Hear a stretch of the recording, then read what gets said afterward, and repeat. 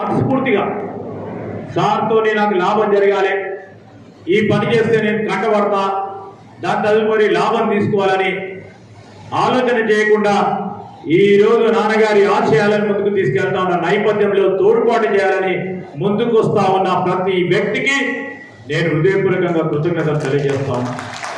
ఈరోజు నేను మీ అందరికీ మనవి చేస్తా ఉన్నా, సేవ చేయాలి నాకున్న పరిధులు. ఇక్కడ నేను ప్రతినిధిగా మీరు ఎన్నుకున్నారు, ప్రత్యేకంగా ఈ ప్రాంతానికి సంబంధించి ఈ ప్రాంత వాసులకు అందరికీ నేను నిజంగా మేలు చేయాలి. నా మనసులో నుంచి వచ్చే మాట మీరు ఎవరు చెప్పలే, మా సోదరులు కూడా ఎవరు కూడా నాతో చెప్పలే. నేను ఏదో ఆలోచన చేస్తూ ఉన్న తరుణంలో నాకు గోవిందారి గారు తరచూ మాట్లాడుతూ ఉన్న సందర్భంలో ఒకటి, ఈరోజు వారి సమక్షంలో వారు చెప్పిన దానికి రేపు అతి త్వరలో 1 సంవత్సర కాల వ్యవధిలోనే మనం ఈరోజు ఇన్ని వందల చికిత్సలు చేయబోతా ఉన్నాం. వేలాది మందికి ఈరోజు కంటి అద్దాలు ఇస్తా ఉన్నాం. వేలాది మందికి చికిత్స రూపేణ పరీక్షలు చేసిన డాక్టర్ సోదరులు వారి ఆలోచన తీసుకొని మారుమూల ప్రాంతంలో ఒక కంటి ఆసుపత్రి నిర్మాణం చేయాలని మాకు ఆలోచన ఉంది. మీరు పుష్పగిరి హాస్పిటల్ నిర్వహణలో ఈ ఆసుపత్రి నిర్వహించమని మేము కోరడం జరిగింది. వెంటనే వారు ఒప్పుకొని కంటి ఆసుపత్రి నిర్మాణం రేపు కాటారం నడిబొడ్డులో ఈ మొత్తం నియోజకవర్గం, ఈ జిల్లా భూపాలపల్లి జిల్లాలో కంటి ఆసుపత్రి నిర్మాణం పుష్పగిరి హాస్పిటల్ కు సంబంధించి మరి నిర్మాణ కార్యక్రమాలు కూడా చేయడం జరుగుతుందని మరి ఇప్పుడు ఈరోజు మరి మా నాన్నగారి వర్ధంతి సందర్భంలో ఒక ప్రత్యేకమైన హాస్పిటల్ వస్తా ఉన్న సందర్భంలో నేను వారికి కూడా కృతజ్ఞతలు తెలియజేస్తా ఉన్నాను. మన పుష్పగిరి స్వామి గారి ఆశీస్సులు ఉన్నాయి, మనకి పెద్దలందరి ఆశీర్వాదం ఉన్నాయి. స్వామి గారి ఆశీర్వాదంతో ప్రతి ఒక్కరికి మేలు చేయాలని దృక్పథంతో పోతా ఉన్నప్పుడు నేను కోరిన మా డిఎంహెచ్ఓ గారు ఉన్నారు, మీ సహకారం అందియండి. నేను మంత్రిగా అడగలేవు, నేను ఈ ప్రాంతవాసిగా మీ సహకారం అందియండి, ఇక్కడ కోఆర్డినేట్ చేయమని కోరిన. వారి ముందుకు వచ్చింది. మా అక్కలు చెల్లెలు ఆశా వర్కర్లు ఉన్నారు, మీరందరికీ పేరున, ఎందుకంటే మీరు ఇంటింటికి తిరిగి మీ కష్టం వారికి తెలియదు, చాలా మందికి తెలియదు. ఇంటింటికి తిరిగి ఎవరికి కంటి ఇబ్బంది ఉంది ఆ ఇబ్బందిని దృష్టిలో పెట్టుకొని మీరు వారి ఇంటికి పోయి వాళ్ళని సంప్రదించి ఈ చికిత్సా శిబిరానికి తీసుకొచ్చిన మీకు, మా అక్కలకి చెల్లెలకి అందరికీ కూడా మా ఆశా వర్కర్లకు హృదయపూర్వకంగా కృతజ్ఞతలు తెలియజేస్తా ఉన్నా.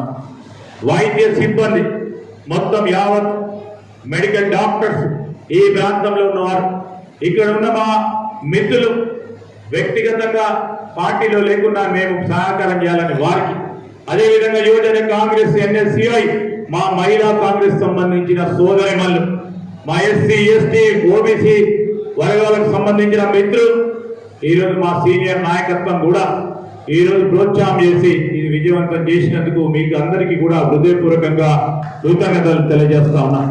మరి ఈరోజు వచ్చి మరి పెద్ద ఎత్తున శిబిరం నడిపిస్తూ ఉంటే, రోజు వేలాది మంది వస్తూ ఉంటే మా యాదవ్ చెప్తా ఉంటే నాకు ఫోన్ చేసి, సార్ అందరి సహకారం కావాలి, ఇక్కడ కూడా ఇబ్బంది జరగకూడదు అంటే నేను పోలీస్ యంత్రాంగం వారికి కోరిన. ఇక్కడ ఉన్న మా DSP గారు, ఇక్కడ ఉన్న మా CIలు, మా SIలు, మా కానిస్టేబుల్ మిత్రులు, మా హోంగార్డ్ సోదరులు వారందరూ కూడా ఈ శిబిరంలో సంబంధించి విజయవంతం చేసినందుకు వారికి కూడా హృదయపూర్వకంగా కృతజ్ఞతలు తెలియజేస్తా ఉన్నా. ఈ సందర్భంలో మాట చెప్తా ఉన్నా, మరి పెద్దలు మా నాన్నగారు శ్రీపాదరావు గారి వర్ధంతి జరుగుతూ ఉన్న సందర్భంలో నా డిపార్ట్మెంట్లో యంగ్ ఆఫీసర్ ఉన్నాడు, CEOగా T-Works అని ఒక ప్రధానమైన మరి ఒక కేంద్రంగా హైదరాబాద్లో ఉన్న దానికి ఈయన పెద్ద మనిషి CEO జోగేందర్ తనిఖీల.